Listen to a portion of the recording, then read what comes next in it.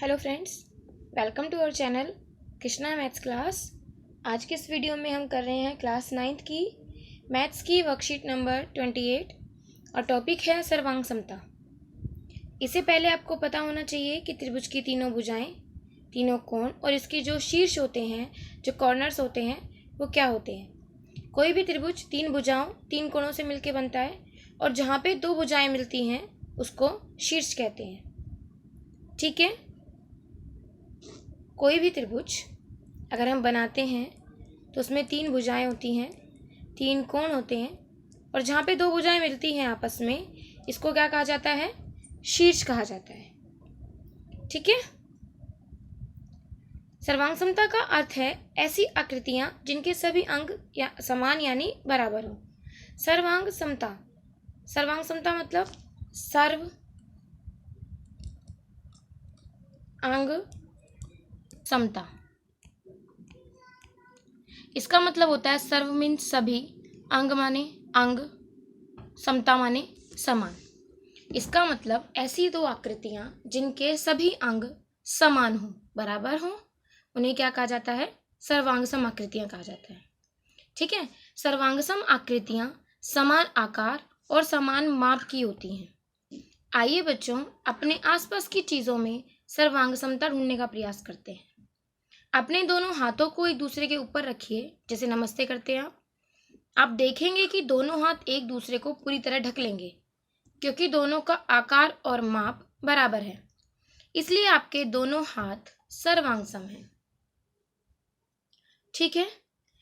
जब भी आपको कोई दो आकृतियां दी जाती हैं, आपको क्या करना है? एक आकृति के ऊपर दूसरी आकृति को रखकर देखना है। अगर दूसरी आकृति नीचे रखी गई पहली आकृति को ढक लेती है पूरी तरीके से, तो वो दोनों आकृतियां आपस में सर्वांगसम होंगी। ढकने का मतलब ये नहीं कि नीचे की आकृति छोटी और ऊपर की बड़ी होगी तो वो ढक लेगी, नहीं, मतलब बराबर हो बिल्कुल, तब वो क्या होगी? दोनों आकृतियां बिल्कुल सर्वांगसम। ठीक है। ₹10 के दो नोटों को एक दूसरे के ऊपर रखकर देखें, आप पाएंगे कि यह दोनों नोट एक दूसरे को पूरी तरीके से ढक लेते हैं, इसलिए ये दोनों नोट क्या हैं? सर्वांगसम हैं। क्लियर है? आगे देखो, ₹10 के नोट और ₹100 के नोट को एक दूसरे के ऊपर रखकर देखो, वही बात। लेकिन अगर ये कहा जाए ₹100 के नोट और 100 के ऊपर 100 के नोट को रख के देखें, तो वो सर्वांगसम है। पर यहाँ पे क्या कहा गया है? 10 के नोट के ऊपर 100 के नोट को रखकर देखो, तो आप देखेंगे कि 100 का नोट 10 के नोट से बड़ा है, इसलिए वो सर्वांगसम नहीं है। क्लियर? इतना तो समझ में आ गया कि सर्वांगसमता के लिए आपको देखना है कि उनकी भुजाएं, उनकी आकृति बराबर हो। ठीक है। अब आपसे एक एक्टिविटी करने को कहा है, क्वेश्चन कहा है। बच्चों, अब आप अपने आसपास सर्वांगसम वस्तुओं या आकृतियों के 4 उदाहरण दो। ठीक है। तो आप क्या उदाहरण देंगे, या आपको खुद सोचना है। ठीक है, कि एक आध चीज़ें तो आप भी बता सकते हैं अपने इन चीज़ों के बारे में, कि ऐसी कौन सी चीज़ आपके घर में आसपास हैं जो कि सर्वांगसम हैं। ठीक है। नोटबुक्स होती हैं आपकी, जैसे कुछ नोटबुक्स बिल्कुल इक्वल होती हैं, है ना। बुक्स होती हैं, कुछ इक्वल होती हैं। और क्या होती हैं? आपके जो दरवाजे होते हैं, है ना, इसी तरीके की चीज़ें। अब ट्रायंगल्स के बारे में पढ़ते हैं। दो त्रिभुज सर्वांगसम कहलाते हैं यदि उनके कोणों के माप बराबर हो, है ना, या तो उनके सभी कोणों के माप बराबर हो। समझ रहे हो? दो त्रिभुज ABC और DEF लेते हैं। देखो, ABC और DEF लिया। ठीक है। यदि आप ABC को DEF के ऊपर रखें तो दोनों त्रिभुज एक दूसरे को पूरी तरीके से ढक लेंगे, इसलिए हम कह सकते हैं कि त्रिभुज सर्वांगसम है। देखिए कैसे। अब आप दोनों त्रिभुजों को कंपेयर करो, ABC, दूसरा DEF। ठीक है। जिस तरीके से यहाँ से शुरू हो रहा है ABC, ऐसे DEF, तो पहली आकृति क्या लेंगे? पहली जो रेखा है AB 4.5, तो DE 4.5, संगत भुजाएं होती हैं ये। ठीक है। ऐसे ही BC लेंगे 6.5, और यहाँ से कौन सी लेंगे? EF, ये भी 6.5 है। ठीक है। अब AC 5 और DF 5, तीनों भुजाएं बराबर है। ठीक है, अब कोण देखिए, ए पे बनने वाला कोण 80, डी पे बनने वाला कोण 80। बी और ई पे देखिए, बी पे बनने वाला कोण 52, ई पे बनने वाला कोण 52, ये भी इक्वल है। सी और एफ पे देखो, सी पे बनने वाला कोण 48 और एफ पे बनने वाला कोण 48। तीनों भुजाएं और तीनों कोण बराबर हैं। अब तीनों भुजाएं और तीनों कोण बराबर हैं, इसका मतलब अगर मैं एक त्रिभुज को दूसरे के ऊपर रखती हूँ तो ये दोनों बिल्कुल इक्वल हो जाएंगे। इसका मतलब ये दोनों त्रिभुज सर्वांगसम हैं, और सर्वांगसम का जो सिंबल होता है वो ये होता है, इसको बोलते हैं सर्वांगसम। सर्वांगसमता का साइन बता दिया मैंने आपको। अब देखिए,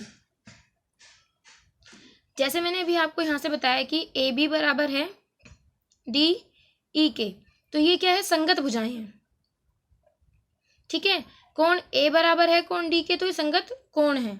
सर्वांगसमता में ये बात ध्यान रखनी होती है कि हम संगत भागों को एक साथ एक ही क्रम में लिखें। ठीक है, शीर्ष ए डी को ढकेगा, इसलिए ये दोनों शीर्ष संगत शीर्ष कहलाएंगे। समझ रहे हो? तो एंगल ए बराबर एंगल डी, एंगल बी बराबर एंगल ई और एंगल सी बराबर एंगल एफ होगा। क्लियर है इतनी बात?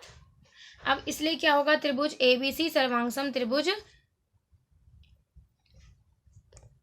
एबीसी सर्वांगसम त्रिभुज डी ई एफ होगा। एफ ई डी या ई डी एफ कुछ भी अगर ऐसे आपने लिख दिया तो वो गलत होगा, क्योंकि उसे क्रम में ही लिखना जरूरी होता है। और इसके जो बाकी भाग होते हैं उनको क्या कहा जाता है, CPCT, corresponding part of congruent triangle. ठीक है, संगत सर्वांगसम त्रिभुज के संगत भाग।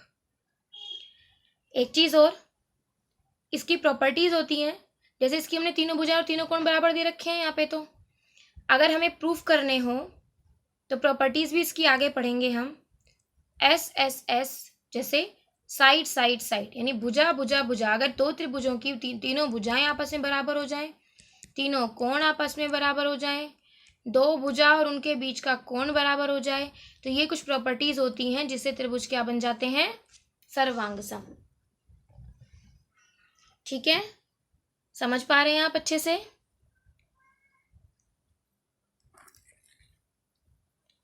देखो, मैंने इनकी इमेज को थोड़ा बड़ा करके यहाँ पे आपको शो किया है। अगर वहां से कोई डाउट आपका रह गया हो, क्योंकि छोटी इमेज थी, तो यहाँ पे बिल्कुल क्लियर हो गया होगा। देख पा रहे हो? इनको मैंने आमने सामने साइड में रख दिया है इसीलिए, ताकि आप इनको कंपेयर कर पाए। ठीक है, ए डी बी ई और सी एफ। ठीक है ना? अब अच्छे समझ पा रहे हैं अब तो आप इसको। तो जो एंगल ए है वो बराबर है एंगल डी के, एंगल ई बी बराबर एंगल ई और एंगल सी बराबर एंगल एफ। ठीक है, ऐसे ही भुजाओं में ए बी बराबर डी ई, बी सी बराबर ई एफ एंड ए सी बराबर डी एफ। क्लियर? कोई डाउट तो नहीं है? चलिए आगे देखते हैं।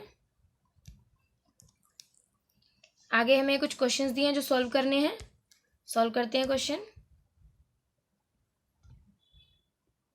देखिए, क्या नीचे दिए गए त्रिभुज सर्वांगसम है?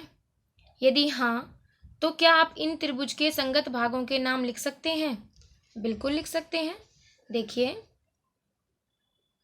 त्रिभुज एक्स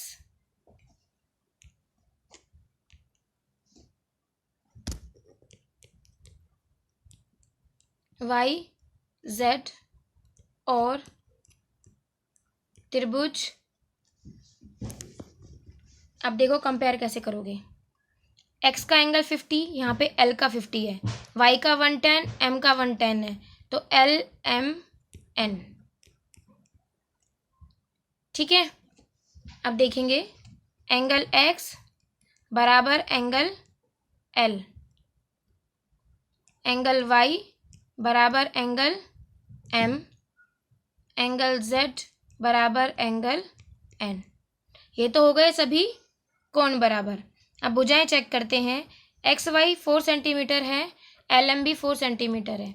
एक्स वाई बराबर L M 4 centimetre, Y Z बराबर एम एन, वाई जेड बराबर M N 9 centimetre, X Z बराबर L N equal to 10 centimetre.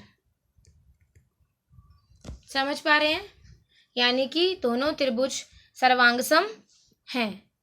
त्रिभुज एक्स वाई जेड सर्वांगसम त्रिभुज एल एम एन सर्वांगसम है। और ये क्या है? इसके संगत कोण और ये संगत भुजाएं।